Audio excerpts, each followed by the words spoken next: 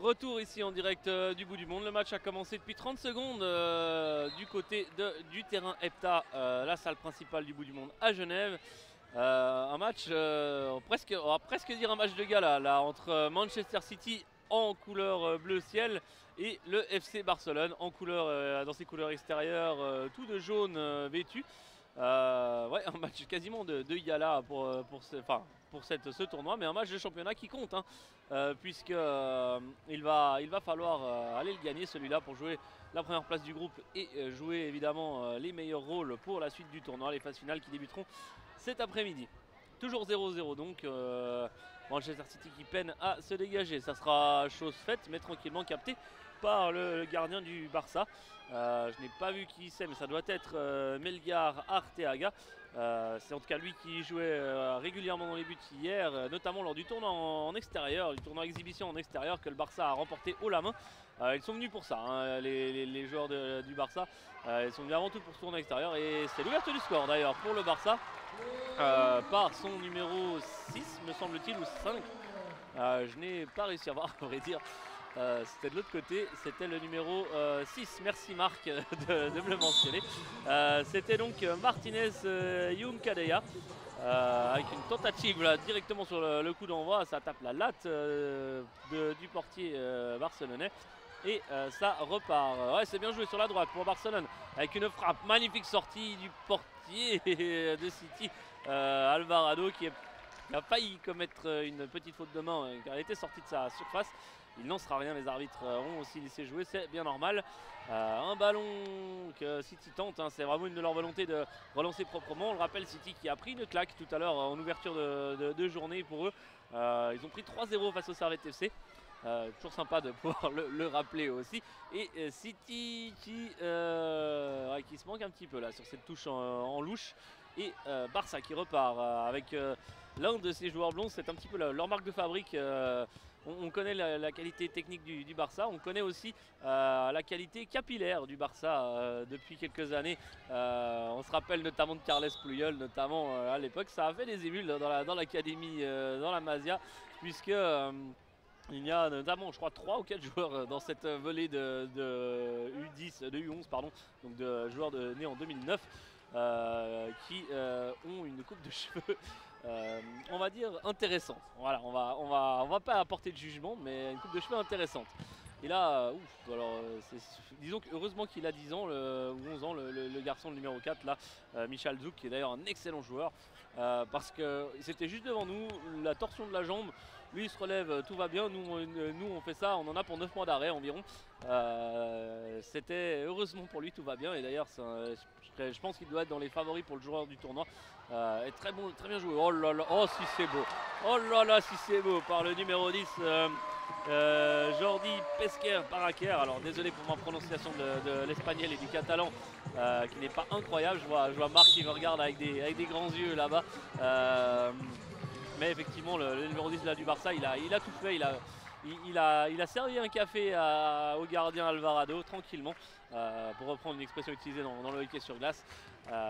Avec un. Ouais, c'est vrai que reprendre une expression du hockey sur glace pour du match du Barcelone, c'est. Ouais, j'avais peut-être pas pensé au côté un petit peu exotique de l'histoire, mais bon, tout ça pour vous dire que City est un peu dans le dur ce matin quand même. Mais j'ai l'impression que c'était déjà la même chose avec certaines équipes anglaises l'année passée, pardonnez-moi. Je me souviens que les équipes anglaises faisaient forte impression l'un des 2 jours, mais pas forcément les deux. Et là, City a un petit côté un peu gueule de bois quand même. Ils ont pris 3-0 face à Servette, ils sont déjà en train d'en prendre 2 après même pas 3 minutes de jeu contre le Barça. Alors c'est vrai que le Barça fait un excellent match. Cette frappe du pied gauche croisé du numéro 8, Nabil Kawash, illustre parfaitement ce que j'étais en train de raconter, tout simplement. Barça aussi est un cran en dessus. On disait qu'ils étaient venus pour le tournoi extérieur, qu'ils ont brillamment remporté, mais c'était un tournoi d'exhibition qui ne compte pas vraiment dans le palmarès du tournoi. Mais on voit que maintenant que ce tournoi est passé, ils ont l'air de s'être aussi reconcentrés. Ils se sont dit bon bah voilà, c'est sympa de gagner cette coupe. Maintenant on leur a montré ce qu'on savait faire dehors. Et ben on peut aussi montrer ce qu'on sait faire dedans. La preuve en image encore. J'aime bien le timing du Barça qui marque un but à peu près à chaque fois que je mets un point à mes phrases. C'est assez pratique, surtout que je mets pas beaucoup de points dans mes phrases. Donc, donc voilà. tout ça pour dire que City prend l'eau. City prend même largement l'eau. Ça fait 4 buts encaissés aujourd'hui, enfin dans ce demi-match. Ça fait 7 buts encaissés en l'espace d'un match et demi pour l'instant. Ça commence gentiment à chatouiller un petit peu. Ça chatouille comme une soirée dans un pub à Manchester, à peu de choses près. Et une relance pas mal de la part du portier. Là, on retrouve le numéro 4, Michal Zouk. Michal Zouk, un joueur offensif qui porte le numéro 4. Sauf erreur, c'est pas une nouveauté à Barcelone. J'ai souvenir, je sais plus qui était le joueur de Barcelone, mais il y en avait un qui avait un numéro 4 et qui était offensif. Et sauf erreur, Busquets porte aussi un numéro 5, sauf erreur, qui est plutôt un joueur, alors certes un milieu défensif, mais au Barça, même le gardien est plutôt un joueur offensif. Donc voilà, on se rappelle du FC Barcelone qui remportait des tournois tels que la Ligue des Champions avec Víctor Valdés dans les buts. Il n'était de loin pas le meilleur gardien du continent, mais tant qu'il n'avait pas forcément besoin de jouer le ballon, ça allait bien. En fait, il avait une défense, il avait un milieu, il avait une attaque, tout filtré, ça allait très bien. Avec une immense relance d'Alvarado qui a failli assommer des parents qui passaient par là. C'était évidemment l'endroit où il n'y a pas de filet, sinon c'est pas drôle. Au moins il y aura un joueur de Manchester City qui aura trouvé le fond des filets depuis le début de ce match. Non, on peut supposer qu'ils vont aller en marquer quand même, les Anglais. Je vois Marc qui en peut plus déjà de mes commentaires depuis le début de ce match. Bon, ce que vous ne voyez pas forcément à l'image, c'est que on n'est que deux ce matin, vous en serez rendu compte. Et du coup on alterne les matchs en solo, mais très souvent le deuxième n'est pas très loin, il repose juste sa voix, mais il a très souvent le casque, il est pas très loin. Et de temps à autre on réagit sans micro aux petites bêtises qu'on peut raconter pendant le direct. Et ce qui explique des fois aussi certains petits blancs. Oula, il y a c'est un contact malheureux, mais ça ne va pas faire du bien. Il lui est retombé sur le genou numéro 8, Nabil Kawash, qui s'est d'ailleurs directement excusé. Il est retombé sur le genou de son adversaire. Je n'ai pas réussi à voir qui c'est, mais il me semble que ça doit être peut-être Ayek Bouzi, me semble, peut-être. On va voir son numéro, mais ça doit être lui, effectivement, c'est Ayek Bouzi. Pas du tout, mais c'est le numéro 8, donc c'est Price, Caden Price, mes excuses. J'avais vu le numéro, mais j'ai pas regardé la bonne ligne sur la feuille, ça peut arriver. Avec toujours 4-0 pour le FC Barcelone et il reste 4 minutes à jouer. City qui entraîne son schéma depuis le début de ce tournoi, on les voit très régulièrement vouloir relancer gardien, défenseur droite, défenseur gauche ou défenseur gauche, défenseur droit, ça dépend du pressing adverse. Mais on voit que c'est la volonté du coach aujourd'hui et ce week-end. Le coach Callum Tanguy, qu'on peut mentionner aussi, c'est vrai qu'on n'a pas forcément beaucoup mentionné les coachs, mais dans ce cas-là, quand on voit le travail tactique qui est effectué, on peut aussi les mentionner.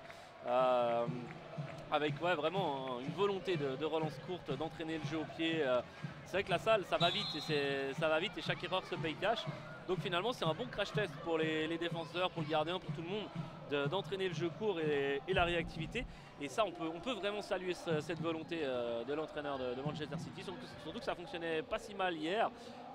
C'est un peu plus compliqué aujourd'hui, mais ça devrait aller quand même pour la suite.